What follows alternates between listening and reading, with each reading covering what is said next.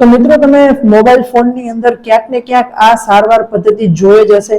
તો શું તમે જાણો છો કે આ કઈ સારવાર પદ્ધતિ છે અને કઈ વસ્તુમાં વપરાય છે? તો ચલો આજે આપણે વાત કરીએ.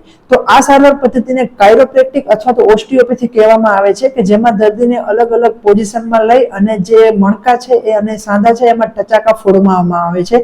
તો શું કામ આ કરવામાં આવે છે, ચલો આજે જાણીએ.